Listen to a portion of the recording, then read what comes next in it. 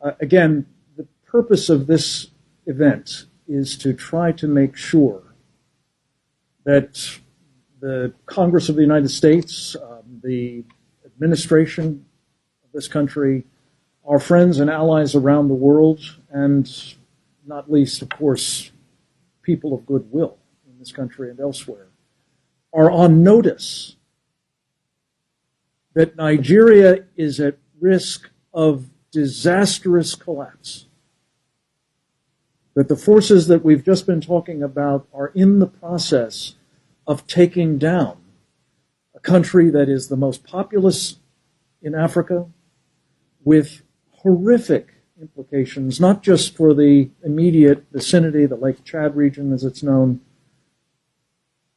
but for that continent and almost certainly others beyond.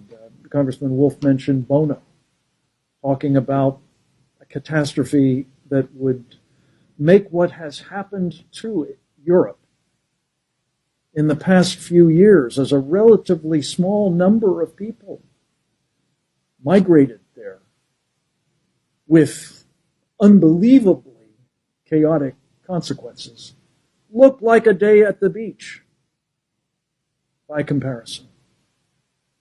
We're on notice. And the question is, do we have to wait until this horror is upon us before something is done about it? Or do we take steps now to try to prevent that?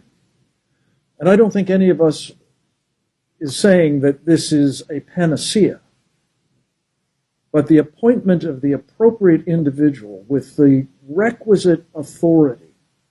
I just wanted to underscore what Congressman Wolf said about having the President of the United States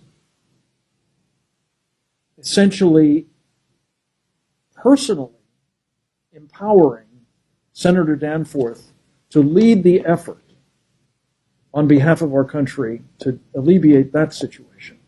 That has to be done again, and it has to be an empowering of a person with the stature and the capabilities needed to do two really vital things. One is to pull together the government agencies that have responsibility for pieces of a problem like Nigeria.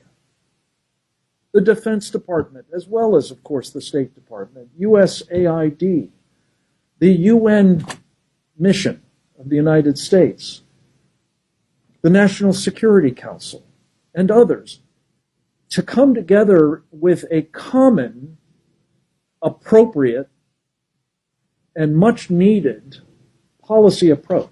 And then secondly, at least as importantly, to be able authoritatively to represent what that approach is to the government of Nigeria. So they know who they're dealing with. They know that this is, in fact, the policy, and they can't go, looking for people who will provide some sort of alternative that might not require as much of them. So it's those two vitally important things that have to be done. And on behalf of, again, the Save the Persecuted Christians Coalition and team, I just want to say I think this is a moment of truth, a moment when we will find a difference being made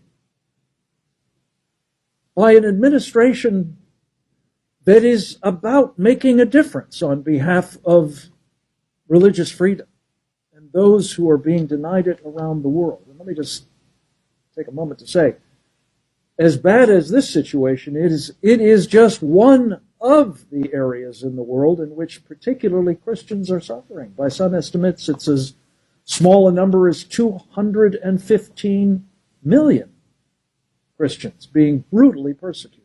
By others, it's as high as 500,000. 500 million. This is on our watch. It is unconscionable. It must be challenged, contested, and if possible, stopped. And that's what this coalition is about.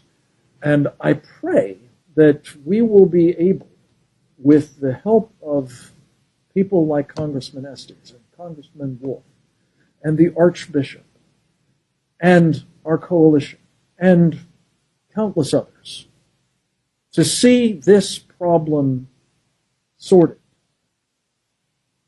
by the appointment at the earliest possible moment, preferably by the end of this year, because these elections are approaching,